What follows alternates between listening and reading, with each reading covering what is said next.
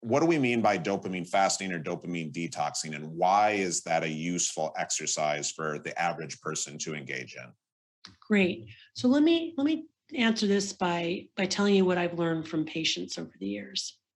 So my practice 20 years ago was focused on helping people primarily with drug and alcohol addiction.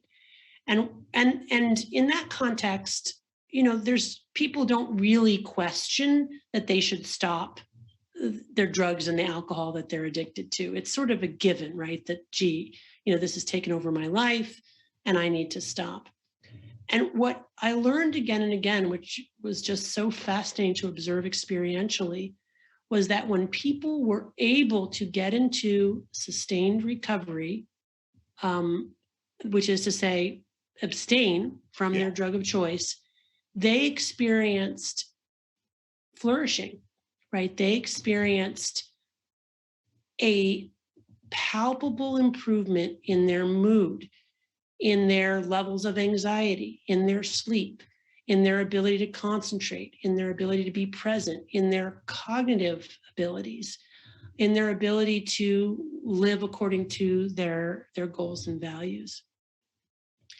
And so it became very obvious to me that this would be the most important intervention, and that would take patients a lot further than what I could do with psychotherapy or antidepressants or anxiolytics. That just by changing their brain chemistry, which is to say abstaining for long enough for the neuroadaptation gremlins to hop off the pain side of the balance and for dopamine homeostasis to be restored, these patients were in many ways reborn, right? It didn't mean that their life was easy. Addiction is a chronic relapsing and remitting disorder. Craving, all of that, it's difficult. And of course, then you have to live with the emotions that you are distracting yourself. I mean, it's very complicated, but the power of that physiology is just so incredibly overwhelming that it then became a place where I then began with patients who were not coming in for addiction, but who were coming in for other things.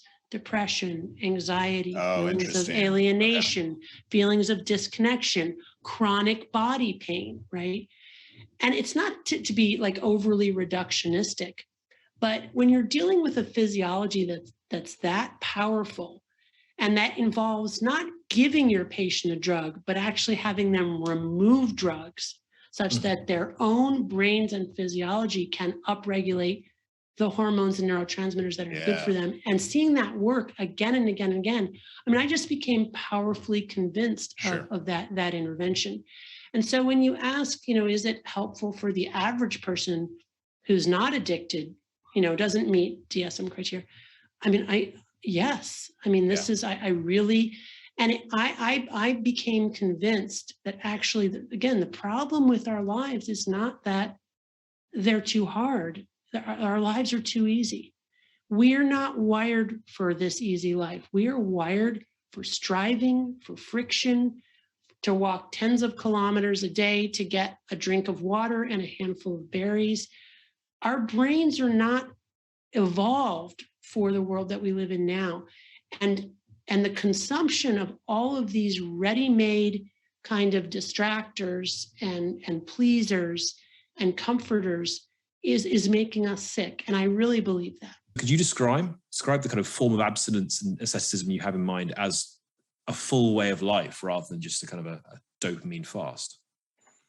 Yeah, I mean, I think, first of all, it takes a major cultural reframe, because we have this notion in modern life that pain is bad and that we should avoid pain at all costs. And that if we're experiencing pain, something's wrong with our brains, or something's wrong with our spouse, or something's wrong with our job. And what I'm asking people to do is to really befriend pain, and this is not like a brand new idea, but what I'm trying to say is that there's extra urgency around it, because in ways large and small, we are insulated from pain and we're inundating ourselves with pleasure. And so the idea is to abstain from that thing that you reach for when you're in distress, to tolerate, the discomfort, in fact, to turn toward it and immerse yourself in it and embrace it and tolerate it and be curious about it. And then potentially to go even one step further and to intentionally do things that are physically and emotionally painful. And why is that? Because those neuroadaptation gremlins are agnostic to which side of the balance gets tilted first. If we do something pleasurable, they are very happy to hop on the pain side. But if we do something painful, they're happy to hop on the pleasure side.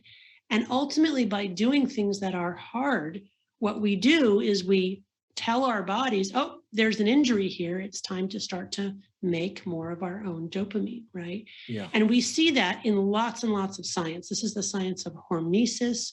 Hormesis is Greek for to set in motion.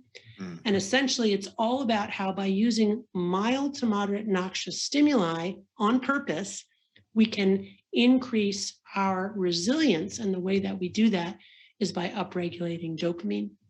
So, for example, if you look at studies in humans who immerse themselves in ice cold water baths, what you see is a gradual increase over the course of that ice cold water immersion in dopamine levels, which are then sustained for hours afterwards before coming back down to baseline. Same thing with exercise, right? And so essentially, if you compare and contrast that with an intoxicant, what you get with an intoxicant, you get a sudden spike in dopamine, then you get dopamine free fall below baseline levels. That's that withdrawal, the dysphoria, the anxiety, the dopamine deficit state. And then you go back to baseline. But with painful stimuli, you never have to do that because you're paying for your dopamine up front, right? You're doing the hard thing first. You're intentionally inviting that into your lives. And then you get a very nice reward. And the reason that's important is because we are creatures of desire. We cannot expect ourselves to just never, reach for dopamine. That's not, we're strivers. We want to reach for dopamine, but how can we do it in ways that are healthy and adaptive?